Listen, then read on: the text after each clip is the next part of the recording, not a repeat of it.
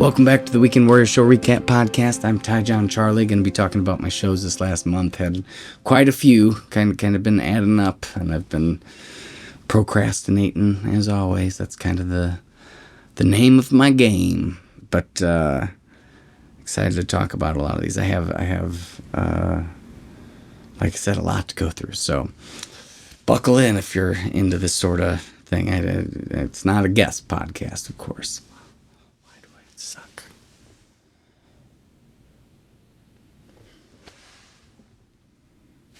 Welcome back to the Weekend Warrior Show Recap Podcast. I'm TyJon Charlie, going to be talking about my shows this last month. Had quite a few, so let's get right into it. First one that I'm going all the way back to November, show at Kilkenny's in Davenport, Iowa. Kind of a regular spot for me. It was a slower night than usual. The last time I played there, I played during their homecoming, and it was super packed right away. It was even hard to kind of load in and whatnot when I got there. And, I really caught them, some of those, in and out, weaving in and out. It's always a tough spot, always a tough crowd over there. But so it makes you feel really good when you kind of win them over, and even if it's just for a few minutes, but you're happy. You're happy when you can make it happen. But I wouldn't say that this was that same night. It was definitely a slower crowd. But I kind of made the choice early. I'm going to play some more originals than I usually do, which I don't. Sometimes I'll even only play like a few, like 1 to 3, but because it's just a cover crowd. I don't know. You can't get them with originals. At least I can't. I'm sure somebody probably could, but I can't really seem to crack that code. But so I probably played 10 throughout the night, and I don't know. I felt like I think the confidence part makes a big difference with that, because I felt like I was sounding really solid. So I think when that's the case, I'm like, yeah, let's do more originals. I want them to know that these are my songs and that I can sound good playing them. Wasn't getting a lot of reactions in even if I played like the poppiest song I could. It's just kind of slow and, I don't know, tired night it seemed or something. But I had a lot of fun. I got to play, like I said, a lot of originals, and I played some kind of off the beaten path covers and just kind of did whatever I felt. I don't know. I mean, I felt like it sounded really good, and for that place especially, because that's a hard room to sound good in. But maybe my in-ears were just dialed in perfect, and wasn't as quite as good out front. But I don't know. It's always a little bit of a guessing game, so it's just tough to say. But it was what it was. It was one of those nights too where it's like the getting dark early starts to really weigh on me this time of year. Because in the summertime, those drives, I'm leaving pretty early. It's a 2-hour drive, and it's a later show, but, I try to get there about 2 hours early to set up, make sure it's sounding okay. And it was just, 4:30 or something. It started getting dark. I'd probably leave around 6. Maybe it was a little later, because it was on the drive, so I probably, maybe it wasn't quite as bad. But just it gets dark so early, and you go through this phase of like, I'm sleepy for some reason at 4:30 or 5. And you kind of have to come back around to like night mode, and then you kind of re-wake back up. At least for me, that's how it kind of works. But probably depends on how much sleep I had the night before. But it was seemed like a longer night than usual. A longer drive on the way down, and then the way back is like, I think I usually get out of there I play till 1, get out of there at about 2, get back at 4 a.m. So it's a long night, but what can you do? I appreciate the work ultimately. So the next night I was at a new spot for me. It was called Rosie and Earl's Saloon. It was tiny town and kind of a small bar, but it was cool looking, had a cool aesthetic. It had like a enclosed beer garden, but it was like a kind of canvas material that enclosed it, and they had some heaters. Pretty nice stage, that being said. And it was busy. Like when I got there, the owner was super generous. Seemed like happy to help, asking right away what he can do to help, and helping me make sure it sounded okay. I didn't feel the sound this night though. I mean, I felt like, oh, there's nice sirens going by. I felt like I probably like 85%. I mean, I felt the night before like I was kicking almost all cylinders, but this night I wasn't quite cutting it. But the crowd made me feel like I was. It was a bigger crowd, an older crowd, and I kept them there past the dinner rush, and because it's like a steakhouse, and really supportive, just overall people, crowd, owner, workforce. It was just all very helpful and very positive, which, you know, made my 85% feel more like a, because the contrast is the night before I felt like I was doing 99, 90, 95%, and then but the crowd was making me feel like I was 80, 85%, and then the kind of the exact opposite this night at Rosie and Earl's. So yeah, I mean, for how I played, I had a lot of fun. I mean, I just felt like it wasn't my best, but it was just like, who cares, kind of, I guess, which is unusual for me. I just kind of went with it, and it wasn't terrible. I mean, it wasn't my worst, that's for sure. But the crowd just made me feel like it was an A performance, and I felt like it was a B minus performance. And I got a free steak, so that was, you know, you can't beat that.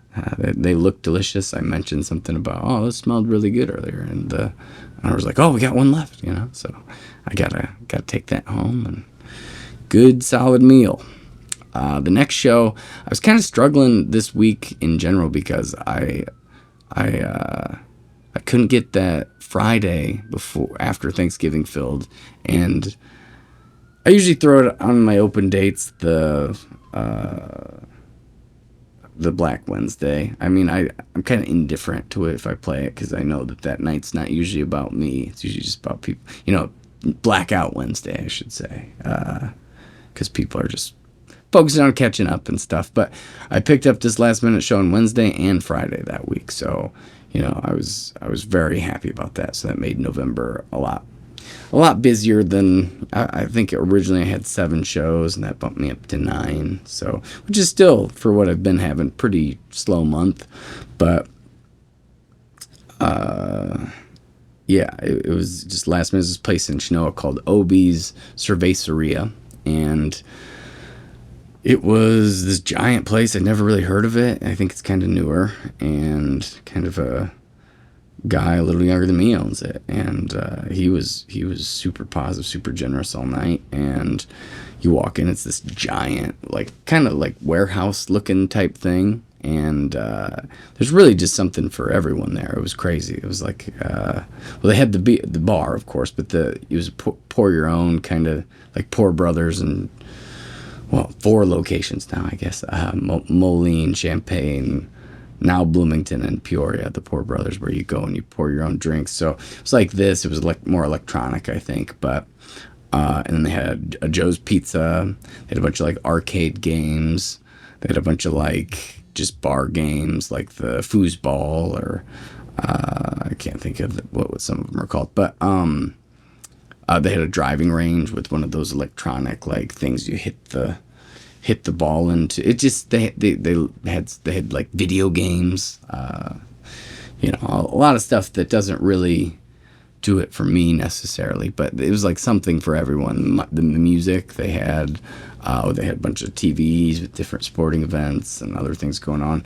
So just I don't know, if you have to go and sit somewhere and drink, I think that's a cool.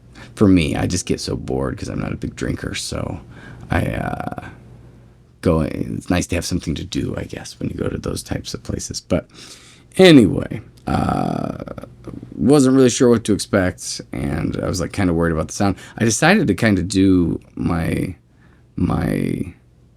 big setup. I hadn't done it in a while, with my organ machine and my extra amp and extra boost and all that stuff. And I was a little nervous because I hadn't really done it in a while, and I was like, I think it's time to, you know, this is a good show. Just, you know, it's trying to be a big sounding party kind of feel, and it wasn't really that. It was kind of more of a family friendly kind of, because it was, I think it was done by 9 or 10 or something. It was pretty early end time, and which was, kind of nice and close. It wasn't too far, but I just, I had some room, and I just wanted to, just back and forth on it a few times, but I decided to go ahead and do it. And I don't know, it felt so good that night. That was probably the best night I've felt in a long time as far as how I sounded. That was like a 98% or something. But I just felt really in the pocket. Did tons of mashup medleys, trying to keep it moving. I was thinking it was gonna, again, be more of a cover crowd, but it didn't really seem to matter too much. But I kind of was ready to play a lot of covers because it was Blackout Wednesday, so I thought that would be kind of the vibe or the feeling. But yeah, it was just, I was a little scared of it, and turned out to be a good choice because I think it made a big difference for how I felt. I don't know if the crowd really would have noticed a big difference, but it sounded big. It sounded like almost a full band, and yeah, so I was really happy about that show. I'm playing there New Year's Eve too, so I'm looking forward to that one. And then that Friday show, it's kind of weird because I picked up the show at Ali Ann's on Wednesday. I thought, or it was like, he hit me up about it. I thought I was gonna get it, and then I think it went to somebody else, and but it worked out because I got that OB show, and then he needed somebody for Friday, so I came and did that. And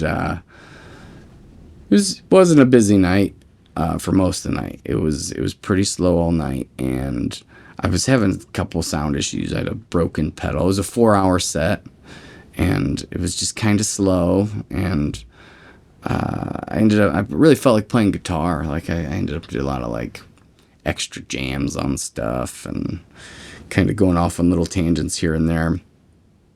And about 11:30, so I was playing 8 to 12. 11:30, tons of people just showed. It was like a giant crowd of people showed up all at once, and they asked if I'd play longer, and I was like, yeah. I played for nobody for 3.5 hours, which is kind of a bummer, but I was still having fun, but I was worn out. Like I felt like I couldn't really give them the show I would have liked, if it would have just started later and stuff. But so I ended up playing almost 5 hours that night, and it was a long night, but it was really nice that people showed up and were supportive and into it. And yeah, I don't know, it was a pleasant surprise for that last hour and a half. So it was a long night though, 4 hours doing the one-man band, and I just didn't take a lot of breaks. It's just like doing a lot of solos and jams and on stuff. I was like, I think I only took 2 breaks that night, and should have probably taken a little bit longer. But I don't know. I mean, it wasn't my best. It was okay. It was, probably as good as the Smokehouse, Rosie and Earl's Saloon. But I was a little worn out there, like I was saying at the end, so maybe a little worse there. But I kind of saved some of that good stuff, like cover-wise, because it was like, why would I burn through that stuff in case people show up? So I was playing just stuff that, I was kind of more into and I like, and some originals and stuff. And then they came, and I was kind of ready for them. And I tried that full setup again, and I was, like I said, I was having some pedal issues, and my in-ear kept falling out, and a lot of weird stuff like that. It wasn't like the most smooth show I've ever played, for sure. But and then that Saturday I played at the Moon Tower Bar, and it was so slow. It was weird. I booked this show back in like summertime, maybe June, July, and didn't really seem like they posted much about it, and it was just one of those nights. It was supposed to snow, so I think that kind of scared some people for sure. So I did a lighter setup, kind of because I don't know, one of my pedals on my extra board wasn't working from the night before, so I was just like, is it worth it? Plus, pretty small room, and it was so slow, and I don't know. I tried playing Premonition Man, which was my first time kind of with the foot drums, really giving it a shot. I'm kind of just making up the part as I go, and there's a lot of sloppiness, but there were some fun parts, and people did eventually kind of filter in. It was never busy. It was just like up to 10 people probably was maybe the max, and that was another 4-hour set. So I'd played 5 hours and then 4-hour set that night, and it was just kind of a long weekend. And I just felt a little clunky, but not too bad. I mean, it was okay. There were some definite highlights. I played that Zach Bryan song "Revival," like the full version, and that was cool. A couple little things like that were kind of the moments that really kind of stuck out to me there. And then the next week, I was at Run and Errands, which is a place really not too far from where I live, in Bloomington, kind of down the street, 6 to 9. And it was supposed to be acoustic, but then I heard from the owner, which really nice people. I met them for the first time there in general, that a wedding party was coming in. So I was like, okay, well, I should probably do the one-man band, because it's going to be more upbeat if it's like wedding, kind of drunk people looking to have a good time. I felt like it would be more appropriate. And it was a really fun show. I mean, that wedding party was probably 15, 20 people. The people that were already there were really supportive and into it. I just gotten this new little Troubadour amp I tried out. Probably was a mistake ultimately. I don't think I was just kind of trying to use it as a monitor. I've been trying to figure out my in-ear situation for a long time. I mean, the way I have it works. It's kind of Jimmy rigged. It's like I have it where it's just my vocals coming through off my vocal pedal. It has a stereo out, so I just run one of the lines to my in-ears and one to the mains, and I mean, it works good if I can hear my guitar out of the stack, like that's behind me, kind of over here, pretty good. But I would like to have a little guitar in there if I could. And I thought if I ran the Troubadour, maybe I could run a line out of the back. So I ran the Troubadour as a monitor with the RCA out to the to the XLR, RCA to the XLR, and that has a quarter out. So that to my in-ears, and I tried that, and bad try. I ended up probably barely using it, and I felt like I didn't really get a good sound check without it, so I was just kind of in a weird spot. But I mean, it felt good, it sounded good, people were into it, so I can't really complain too much. I played Heroes by David Bowie for the first time in a long time, and I just felt like it was such a, I was nervous because I hadn't played it in a while. I was like, this will be fun. We'll roll the dice on it. It probably won't be great, but it was up there. There were some really cool moments. I've been playing that one a lot more. So, and the crowd was into it. So almost every song. And I felt like my performance was pretty solid, even though the sound was a little bit weird. I kind of felt, just a little brain dead. Like when people were like talking to me, I just felt like I couldn't find the words a lot of time, which can be very frustrating. It was like I was fine remembering lyrics and everything and guitar parts and whatnot, and just going with the flow on the stage. But when it came to like actually communicating, it was a little bit on the rougher side for me. I don't know what was the cause of that, just lack of sleep or who knows really, but it's a fun night. Probably one of my favorite performances of the last month for sure was that one. And the next night I was in Poor Brothers in Moline. I made the mistake a couple weeks ago of putting my extra guitar against the wall at Ollie Ann's when it was really close, or when it was really cold outside, close to the wall. It was really cold outside, and So I had to do some major neck adjustments the last month on both my guitars, which you kind of have to this time of year anyway. But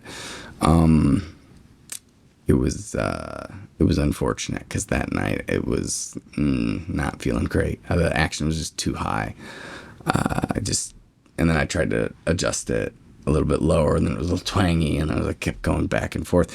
It's one of those rooms, just a tough crowd and tough sound room. I felt like it sounded okay, but I talked to one of the main guys that was like the manager on the floor, and he said it sounded really good. But somebody that was there, I kind of was chatting with in between, and they said, "Oh, I can't hear the vocals maybe as well as I would like," and so I tried to kind of fix that. I did, I do kind of think of that room as a hard room to sound great in, and I was kind of scrolling through Facebook the other day, and I saw somebody sound amazing in that room. So I don't know. I guess it's just me. But I mean, he was just playing acoustic, and I was doing the one-man band thing. It wasn't the full setup. Still, I was still been kind of timid towards that. And it just felt like I was going in and out of feeling great to feeling self-conscious to feeling just questioning whether it was good. It was kind of all over the place. It was kind of crazy how it's like right by Kilkenny's, like, because I talked about that earlier, and it's about a 2-hour drive, but it's just right across the river essentially. So pretty similar spot. And snowy drive home, which was, that first snow is always a little extra anxious on that drive. Pitch black in the dark, and feels like I'm in outer space because all the snow's flying at my face. But got home fine. I just had to take it slow a little bit. The next show would have been at Houdini Spirits. Still trying some different stuff with my in-ears, trying to, I got a new cable, and I was like, okay, well, I'll try going the RCA to the quarter inch, bypass the Troubadour. Don't use that. And I actually got the Troubadour for something else, but I'll kind of get into that later. And it just wasn't really working. That's another one of those rooms that is just like, I don't know that I've ever sounded even 90% in that room. Like, I always feel a little off. Part of me thinks that some of those rooms that are like that, it's just the room. Like, it's not even me necessarily, but I don't know. I don't know if I'm just making excuses. And it's all, with that being said, it's like I shouldn't even have tried something new. I should have just kind of stuck with the normal setup and just really worked on making that sound good. I just thought maybe if I could hear my guitar a little better, I'd be able to sing a little better. And it was kind of just all over the place. I was really feeling the weight that night of being like the roadie, the sound engineer, the monitor sound engineer, the performer, the promoter, all the stuff, the setting up, tearing down, and it was weighing on me a little bit, and I just could not quite crack it. I don't think it was terrible, but I eventually gave up on the new in-ear thing, and I just kind of went back to the old way, and it was fine. I don't know. I mean, people there were surprisingly into it, and because I played some shows there that are pretty dry with the crowd, but there wasn't a ton of people, but they were giving me some good feedback. And I had this funny kind of thought I was putting my gear away. I was loading out after the show, and so somebody that was in the crowd came up and talked to me and was trying to say nice things, and I had this feeling of like in Home Alone, the movie Home Alone, where Kevin goes up to the Santa Claus who's clearly off duty, and he's having trouble with his car, and he comes up and he makes a he wants his family back is the wish, and very sweet wish. And the Santa's kind of caught off guard a little bit, and he like puts his beard back on. He's like, oh yeah. And then when he leaves, after he says the nice thing, well, you put your little paw out, and you gotta give you something. It's kind of how I always feel when people kind of, because like the show's over. I'm not that guy almost anymore that was on stage. I'm the roadie. I'm playing the part of the guy who manages all the gear. And then they come up and talk to me, and I kind of caught off guard. And I want to give them like a good interaction, but it feels awkward kind of for some reason. I usually give them the sticker, like the sticker magnet that I have at the show. Like he gives them the Tic Tacs in place of the candy cane. But it was just kind of a funny feeling I had. And yeah, I don't know. I love those people for having me, for sure. And I've had some pretty decent nights over there, but I wish I could figure out how to make it sound as good as some of the other places I play. And, it was in direct so, I'm feeling a little bit like uneasy, and another date I just couldn't kind of fill booking wise. The 9th of December took me forever. I always had that on the list. It got to be early December, and I just kind of gave up even trying. And then I had somebody hit me up. Bridget's her name. She does some booking around here, and she sets up a bunch of shows and stuff.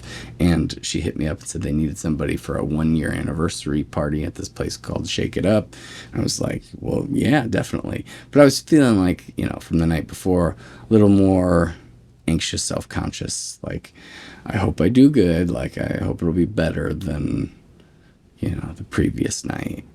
And right when I got there, everybody that was there really made me feel really comfortable. And the owner was super nice. Was up a couple flights of stairs. So that was it's really just one long flight of stairs and around a corner. And a lot of, the gear, carrying the gear was a little bit rougher than some of the other places I play. It was really only a 2-hour set. And it was, last minute. I thought, who knows what to expect? No expectation, I guess. And that's always a better way to be.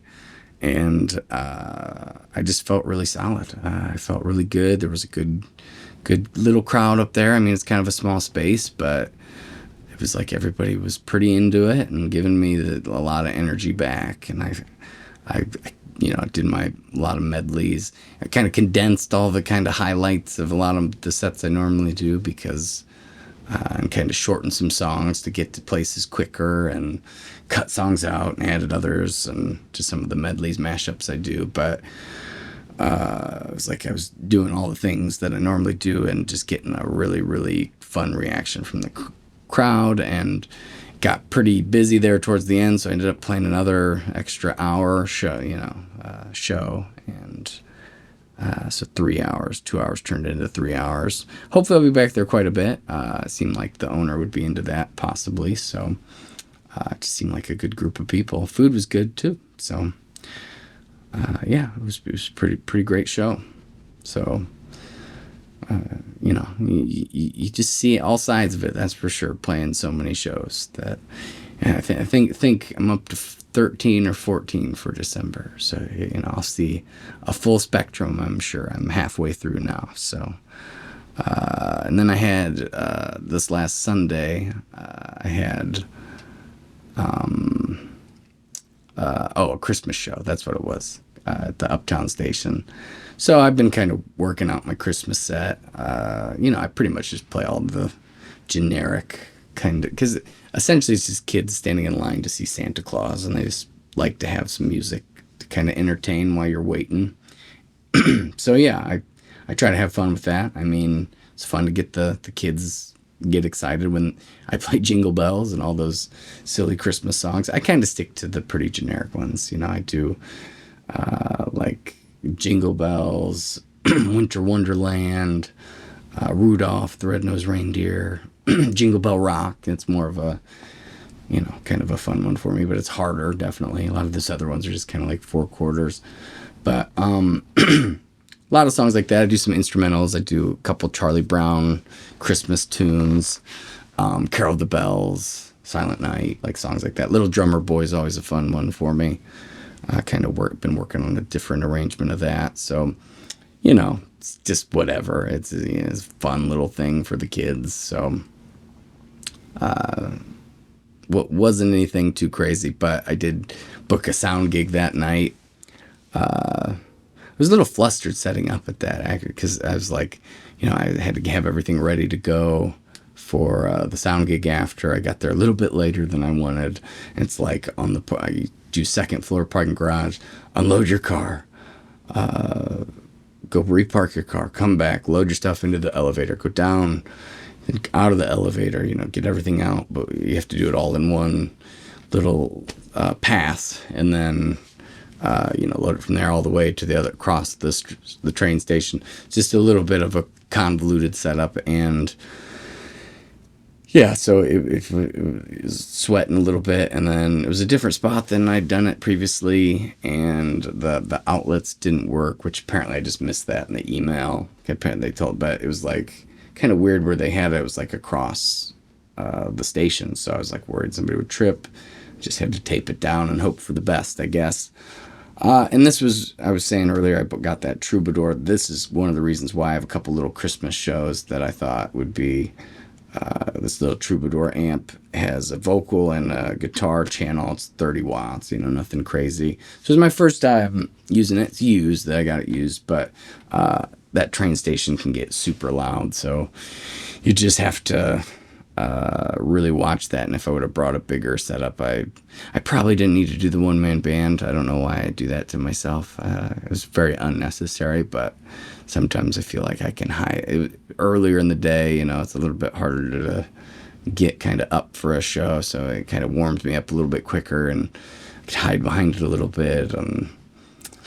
But yeah, I don't know. I was going to use my in-ears, but I was running late because I couldn't figure out where to plug, and then I had to tape a bunch of stuff, and I was flustered, like I said. And my family came. That was nice. It was little. I just felt a little burned out, so I kind of felt bad that they were there for that one. But my nieces and nephews got to hear me play some Christmas songs, and my brother and his wife and my mom were all there, and that was kind of nice, even though I looked a little dead in the eyes, I think, ultimately. I know I probably always look a little bit like that, but just that my resting face. But yeah, I didn't feel super solid, but it didn't really matter because it was just, playing some sing-alongs for the kids, throwing a couple, threw my new Christmas song out there. So that's out now. It's kind of wild. I went in a couple Mondays ago, and I went ahead and I tracked it all at my house. I kind of did the Ryan Wolf method. I tracked it all here in this room, and then I sent the WAV files to Eric over at Eclipse, and we just tried to mix and master them in one session. We got really close in 4 hours, but I had to go back for another hour a different day. So, it was like two sessions, but there's one session and then 1 hour, just like little like touch-up session. And then got it out, and I think that's the fastest I went from recording to release ever. But, it's a Christmas tune, so it's like I didn't want to be after Christmas when I released it, but it's a song called Northern Lights, and I'm kind of have this big idea. I don't know how it's going to come into fruition because it's years of work and planning. But so this was just a very stripped down acoustic version of the song. So I'm trying to make 2 EPs essentially. So this song, Northern Lights, in parentheses I put Naked Christmas, because that'll be the EP that this one goes on. Now next year I'm going to do like a more like giant full band orchestral arrangement, make it sound really like like a real Christmassy type vibe.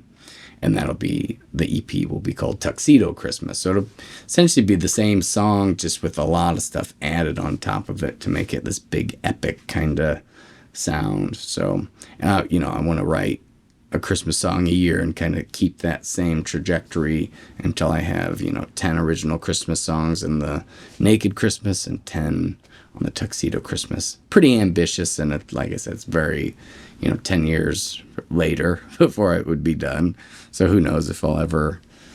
But yeah, so Northern Lights, the story behind this song is when I was young, we had heard this rumor about being able to see the Northern Lights, and it was around Christmas time, December area, and so we heard this rumor that we would be able to see the Northern Lights from my hometown, Pontiac, Illinois, and we were all excited, and we went out, and we were like gonna wait all night to see them, and they never happened. We never really saw them, but it's just like a very fond memory. So I guess the metaphor is, the wonder in the waiting is one of the lines in the chorus. Like maybe the anticipation of the thing and looking forward to the thing is maybe better than the actual thing sometimes. And, it's about, the whole song's about looking back and kind of feeling nostalgic for that time and trying to reconnect to the magic of that feeling you got when you were a kid and it was like Christmas Eve and you were excited, so excited, and it was magical in a lot of ways. And trying to, the older I get, the harder it gets to kind of reconnect to that feeling every year. And I think that that's what that song's all about, ultimately. So I'm excited for it to be out, for people to hear it. I made a little music video that Ryan Wolf helped me shoot, a little live performance type thing, and I did a lyric video. So everybody, there's a Pontiac shout out in there, hometown pride there. So I thought that was cool that I could fit that in. And yeah, I don't know, I'm really excited. But so at this Christmas show, I got to play that a few times and just kind of try to tighten it up a little bit live. I don't know that I have it totally. That and Premonition Man live, Premonition Man live acoustic is okay most of the time. But if I play the one-man band, I don't really have the foot drums figured out. Plus, I sing it a lot higher. But so, that was around Halloween time. I released that one, kind of a darker, weirder song in the spirit of Halloween. And I think this one was, a much lighter feel sound. I mean, there's definitely some happy, sad vibes to it for sure. But, I listen to some of the other Christmas songs and they have that too. A band that I like a lot, Saint Seneca, they have a couple songs that are holiday, Christmassy type songs, but has that like more of a complicated relationship with the holiday. And I feel like I appreciate that. But even like that, one of the Charlie Brown songs I do, The Christmas Time Is Here, the instrumental, is what I play. But if you like listen to it, it's pretty kind of sad and dark, but cool, kind of melancholy. And I think that my song has a little bit of that. The lyrics definitely do. It kind of sounds pretty happy, upbeat. But so yeah, I've gotten to play that a couple times really in these last few shows. But then I had that sound gig at Alive Again. This guy named Brandon Wide played, and I kind of wasn't sure how that was all going to pan out with being done at, it was a 1 to 4 spot at the Uptown Station, and then rushing to Pontiac to do sound. It's just one guy on acoustic. Wasn't a super busy show, but the guy that performed was really amazing. I mean, he was a very, very solid performer.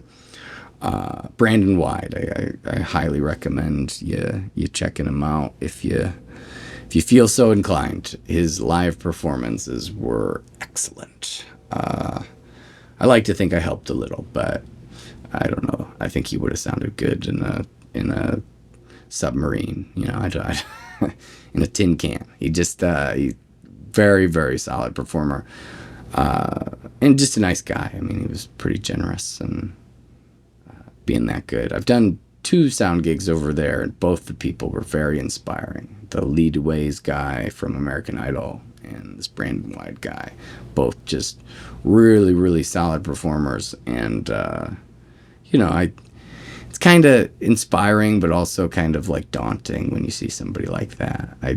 I feel like I do so much, like I do the one-man band performance to try to have an edge and be like, but then when I do the more naked kind of performances, I feel more naked and I feel less confident. And when somebody can just really like draw people. And of course, that room is really set up for that kind of show. It's a listening room. It's not like a bar.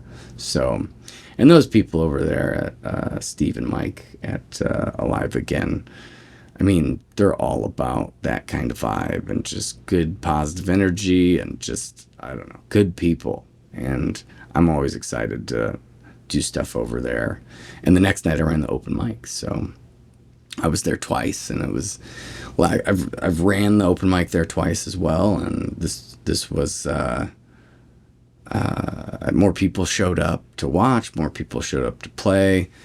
I played my first set, and I was just like, especially after seeing that Brandon White guy, I was like, what am I even doing? I just did not, and I'm the only one there that's really doing sound and playing, so I don't know if I can cut myself some slack that way. But yeah, it did not feel good in that first set, and I was like, and then you see some of these younger people come in and some older people come in as well, and like kind of, just were really solid in different ways. And it's like, yeah, I wish I would be able to even compete. But then I played a second set, and I feel like way tighter. I sat down. I don't know if that makes any difference, but I probably had the sound a little more dialed in at that point than I had previously. So yeah, I played a pretty solid second set. I did play Premonition Man and the new Christmas tune, both a little sloppy, but a lot closer. It was just acoustic, so it was easier to kind of get through them and play them decently.